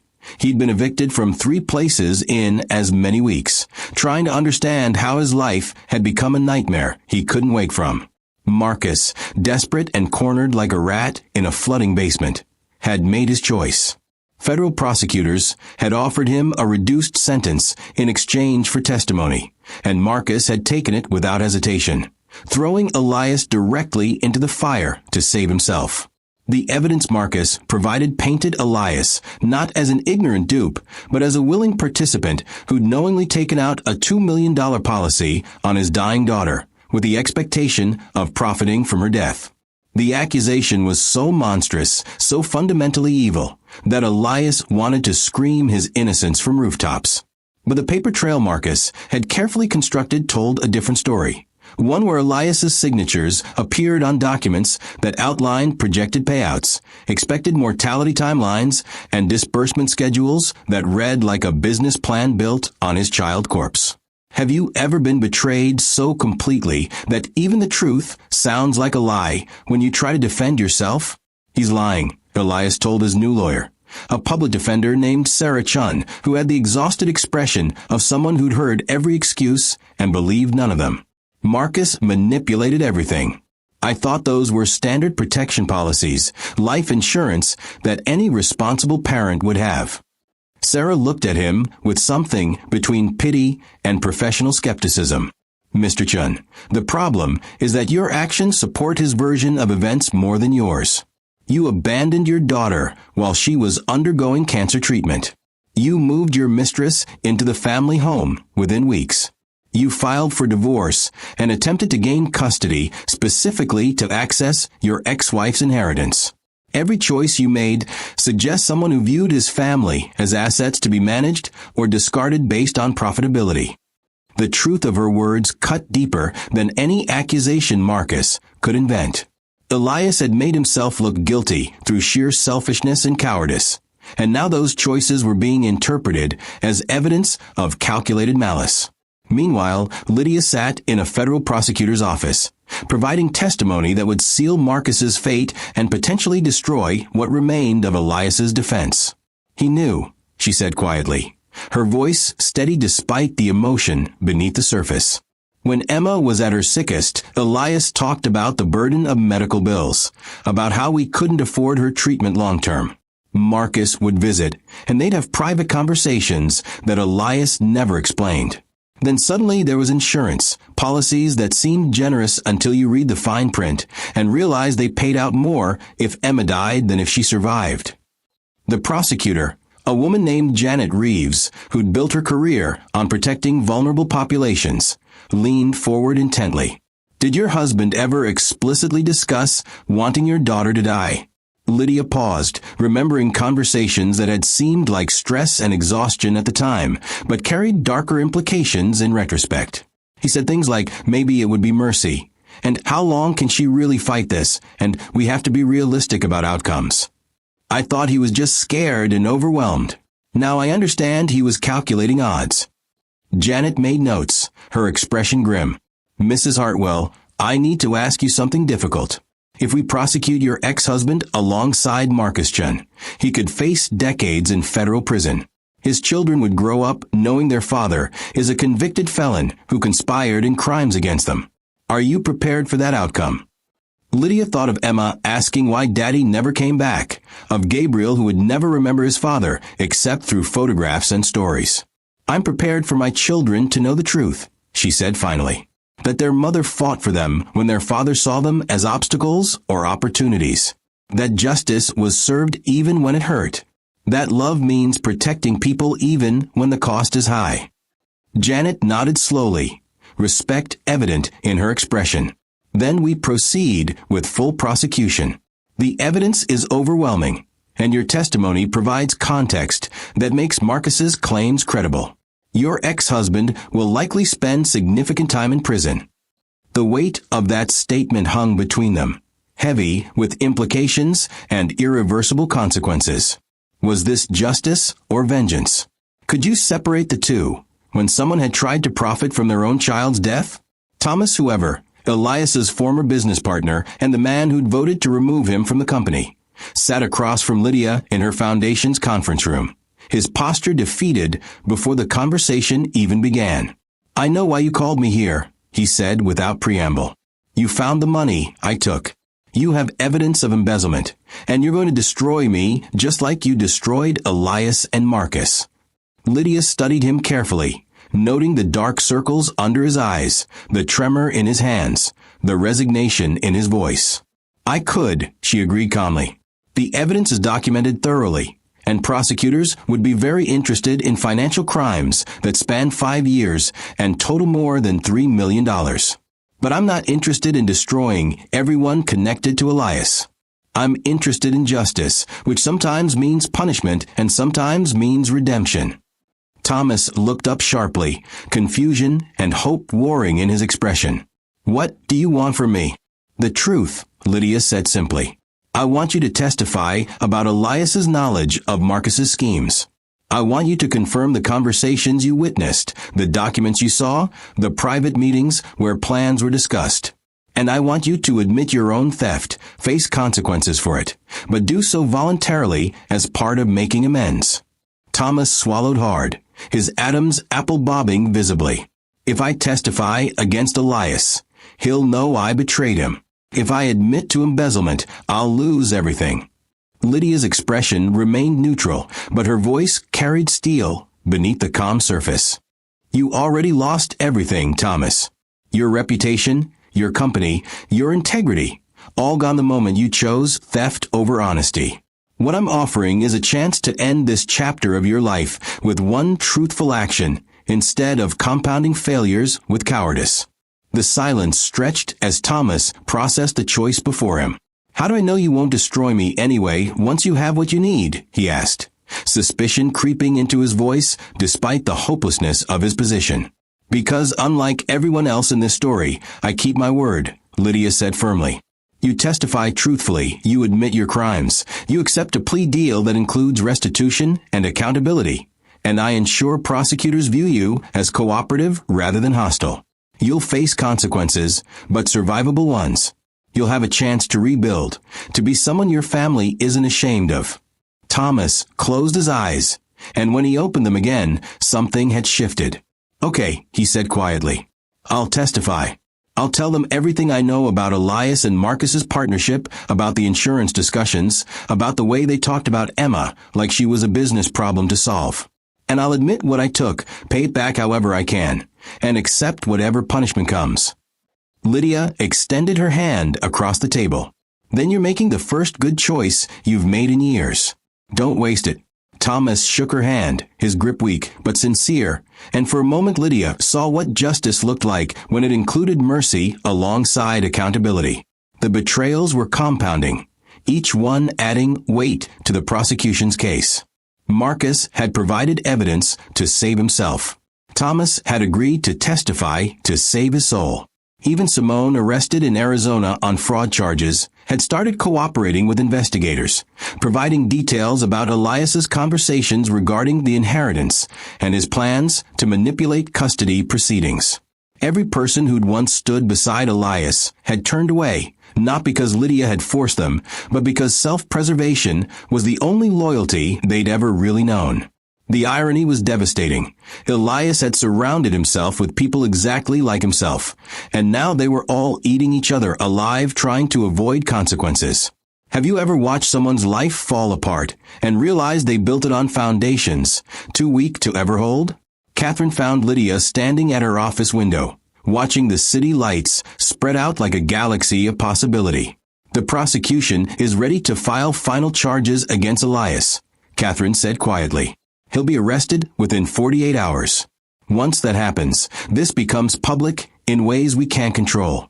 Media, speculation, your children seeing their father in handcuffs on the news."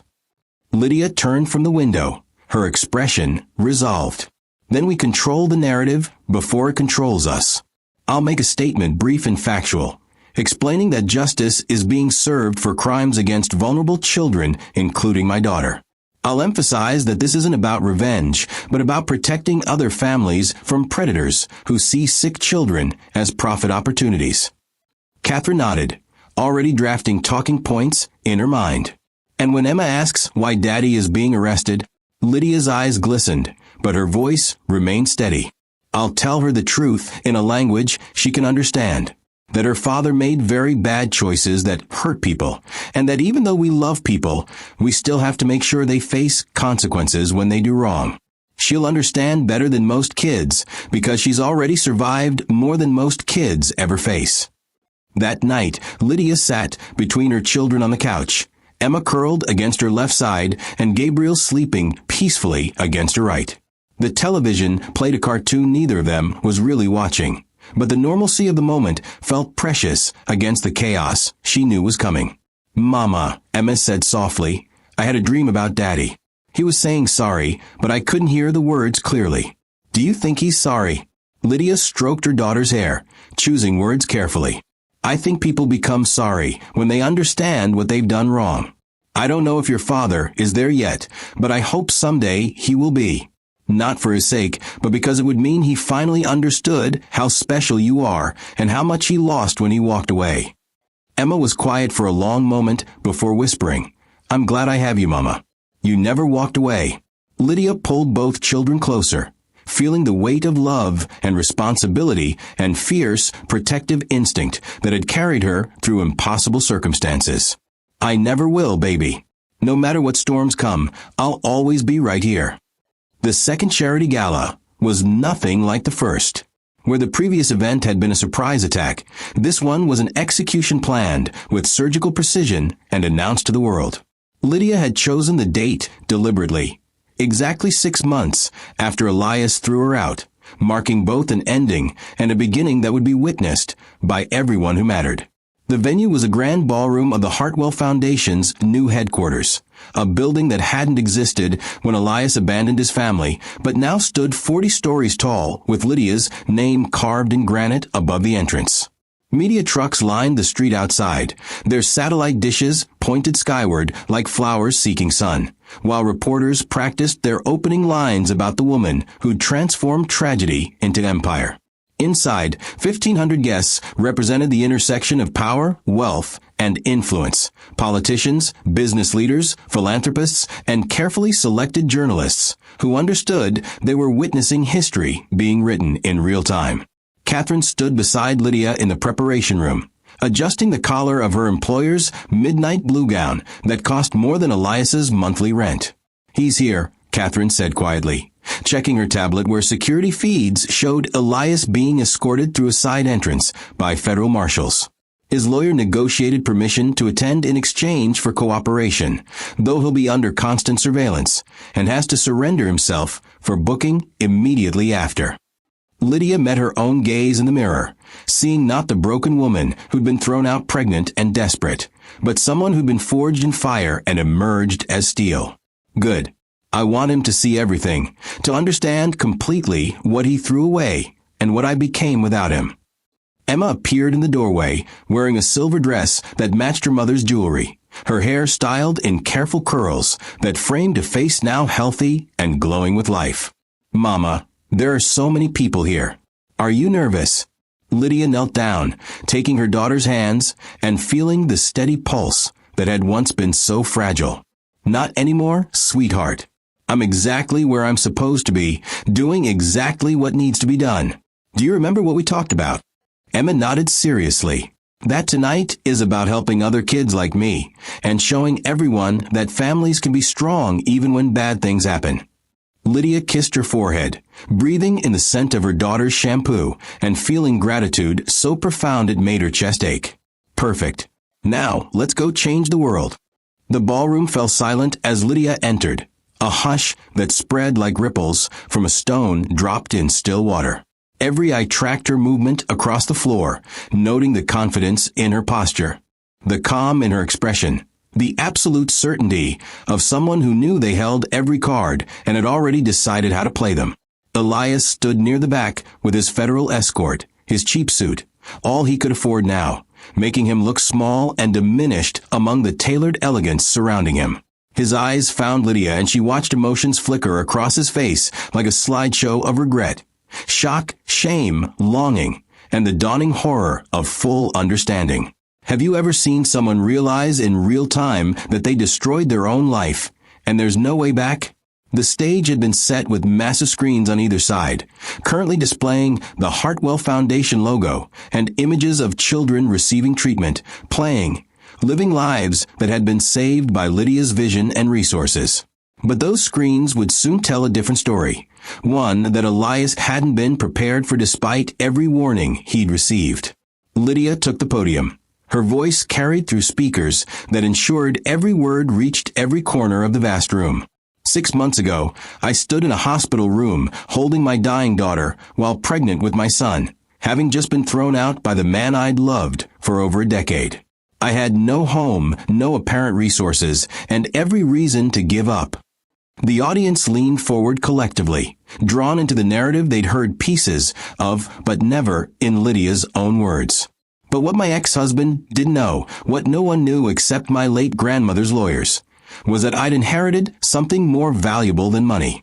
I'd inherited a legacy of strength strategy, and the understanding that true power comes not from what you take, but from what you build. The screens flickered to life, displaying the first document. A property deed showing Lydia's ownership of the building where Elias's failed company had been headquartered. Murmurs rippled through the crowd as people began calculating implications. My grandmother spent 60 years creating a network of investments, properties, and strategic holdings. When she died, I inherited not just $10 billion, but control over foundations that many of you in this room have interacted with, perhaps without realizing it.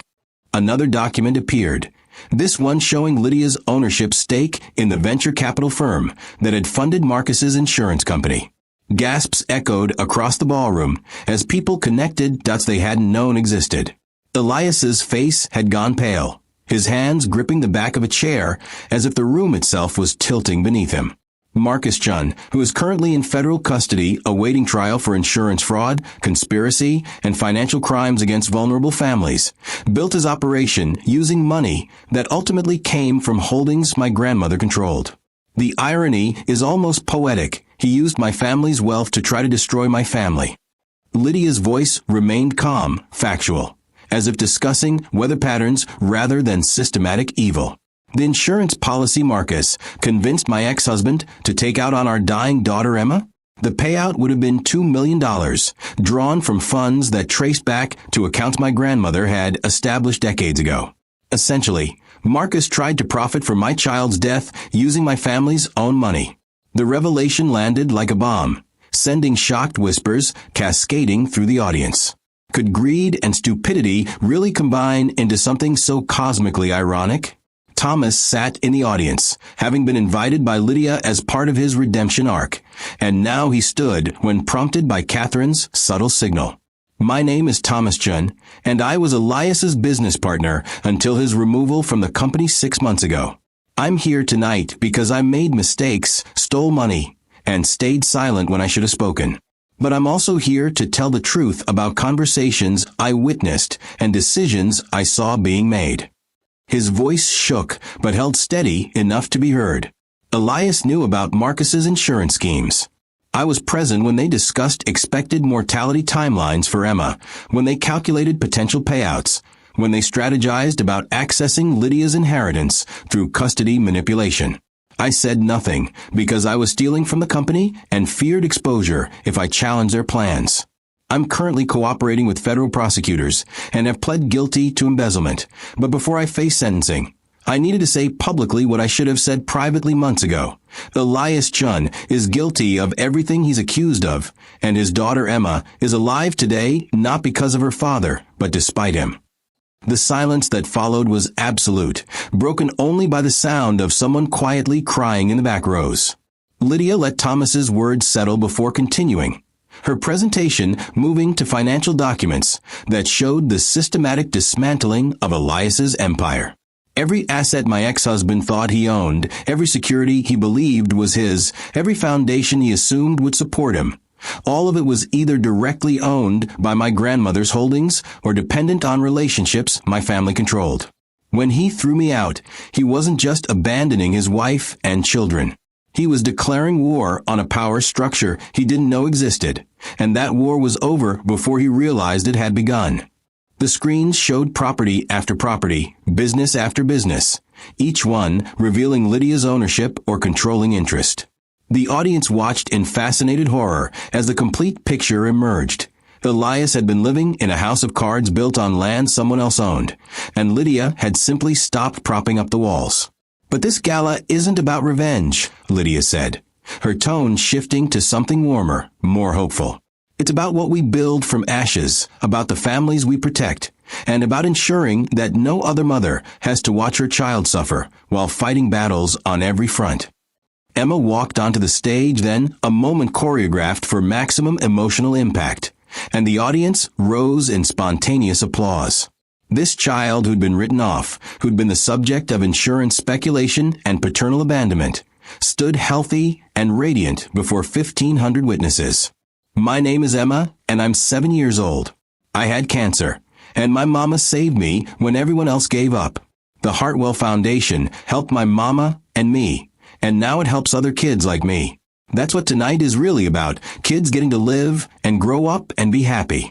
Her simple words, delivered with childhood sincerity, devastated the room more effectively than any strategic revelation could. People weren't crying now. They were sobbing, reaching for tissues, grasping hands with strangers who suddenly felt like allies in a shared moment of profound humanity. Elias, still standing in the back under federal watch, had tears streaming down his face as he stared at the daughter he'd abandoned, seeing clearly for perhaps the first time what his choices had cost him. Could he see himself in her eyes? Did he understand that he was witnessing a miracle he'd nearly destroyed? Lydia gathered Emma close, and Gabriel, who'd been waiting in the wings with his nanny, was brought out to complete the picture of the family that had survived and thrived despite every attempt to break them. The Hartwell Foundation has pledged $2 billion over the next decade to pediatric cancer research, family support services, and financial assistance for families facing medical catastrophes. Every dollar my grandmother left me, every acquisition I've made, every strategic decision I've executed, it all leads here to making sure other families don't face the choices I faced and other children don't suffer because adults failed them. The applause built like thunder, a standing ovation that lasted 5 full minutes, while Lydia stood with her children, accepting recognition not for vengeance, but for transformation. The screens behind her shifted to display names, hundreds of them, children who'd received treatment through the foundation, families who'd been housed and fed and supported through impossible circumstances. Each name was a life saved, a future secured, a victory that rendered Elias's betrayal meaningless in the face of all the good it had accidentally catalyzed. Marcus's lawyer had advised him not to watch the gala broadcast from his cell, but he watched anyway, seeing his entire life's work exposed and repurposed for the exact opposite of his intentions. Simone, awaiting trial in Arizona, turned off her television after 10 minutes, unable to stomach the sight of what she tried to steal being used for purposes so pure they made her schemes look pathetically small. And Elias, escorted out of the gala in handcuffs as cameras flashed and reporters shouted questions, had one final moment of clarity as he was loaded into a federal vehicle. Through the tinted window, he could see the building's entrance, Lydia's name carved above it, Emma and Gabriel visible through the glass doors as they waved goodnight to departing guests. He'd had all of that, the love, the family, the miracle. And he'd thrown it away for nothing, for shadows and lies whispered by people who'd betrayed him the moment it became convenient. The car pulled away from a curb, carrying him toward a cell and a trial and a future measured in years of regret rather than moments of joy. Have you ever understood too late that you were the villain in a story where you could have been the hero? The trial lasted 6 weeks, a spectacle of evidence and testimony that played out across every major news network and turned Lydia's story into the kind of cultural moment that defines an era. Marcus received 42 years for conspiracy, fraud, racketeering, and crimes that investigators discovered extended far beyond what they'd initially suspected. 17 families, 9 children who died under suspicious circumstances, and a network of corruption that had infected the insurance industry like a cancer. Elias stood before the judge 3 days after Marcus's sentencing. His shoulders curved inward as if trying to make himself smaller, invisible. Anything but the man whose choices had led to this courtroom. Mr. Chun, you took out a $2 million insurance policy on your dying daughter with the expectation of profiting from her death. You abandoned your pregnant wife and sick child to pursue selfish desires. You participated in schemes that endangered vulnerable families. The court finds you guilty on all counts and sentences you to 18 years in federal prison with possibility of parole after 12. The gavel fell with a sound like finality, and Elias was led away in chains while his lawyers scrambled to file appeals that everyone knew would fail. Lydia didn't attend the sentencing, choosing instead to spend that morning with Emma and Gabriel at the park near their home, the real home they'd built together, not the temporary shelters and desperate accommodations of those early months. Emma pushed Gabriel on the swing, her laughter carrying across grass still wet with morning dew, while Lydia sat on a bench watching her children play as if nothing extraordinary had happened, as if their happiness was the most natural thing in the world. Catherine found her there an hour later, sitting with her face turned toward the sun, eyes closed, breathing deeply in a moment of peace, so complete it felt almost holy. "It's over," Catherine said simply, settling onto the bench beside her. "Marcus will die in prison. Elias will be 61 when he's eligible for parole, if he even survives that long. Thomas got 5 years with work release for cooperation, and he's already started making restitution payments. Simone took a plea deal, 3 years and full financial recovery to the families she tried to defraud." Lydia opened her eyes, but didn't look away from her children. "And us?" she asked quietly. Catherine smiled, an expression of genuine warmth that transformed her usually professional features. "Us. We're free. Completely, totally, absolutely free to build whatever future we want without looking over our shoulders or planning defensive moves. The foundation is thriving, your children are healthy, and the empire you've built is yours to shape however you choose." Emma ran over then, breathless and flushed with exertion, Gabriel toddling behind her with determination written across his chubby face. "Mama," Gabriel said in his first sentence. He said Emma pushed me, but it sounded like empumi, but we knew what he meant. The pride in her voice, the pure joy of a sister celebrating her brother's milestone, made Lydia's throat tighten with emotion.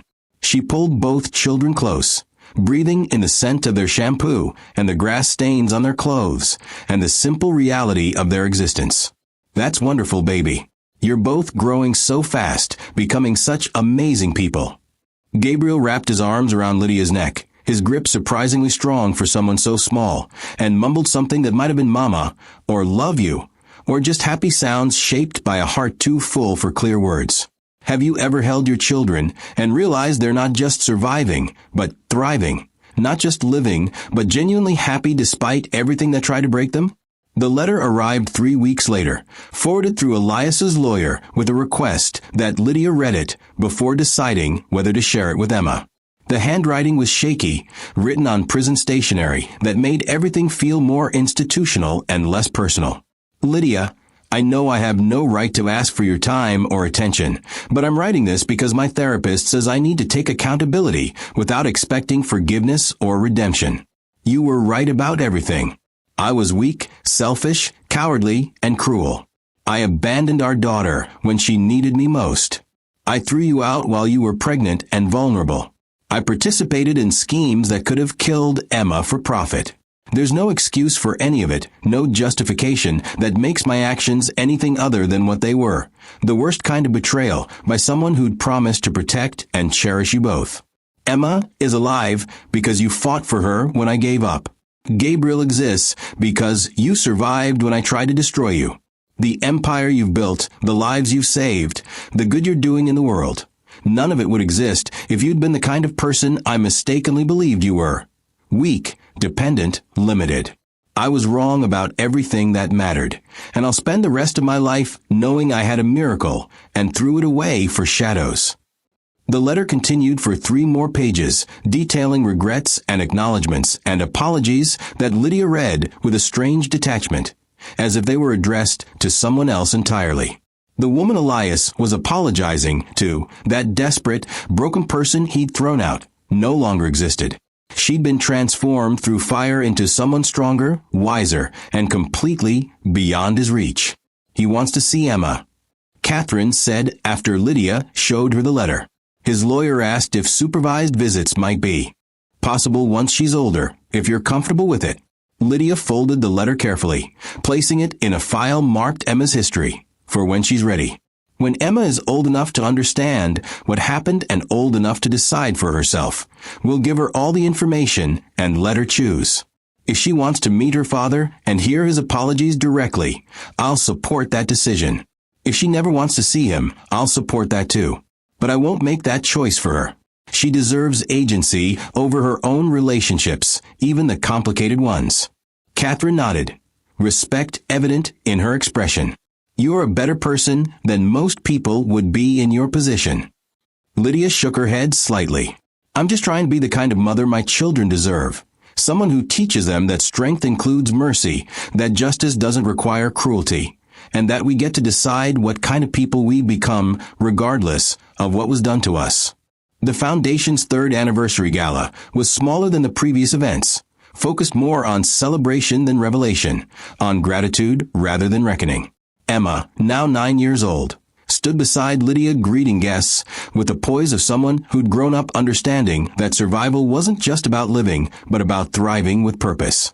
Gabriel, nearly 4, charmed everyone he met with a vocabulary that seemed impossibly advanced and a smile that could melt the hardest hearts.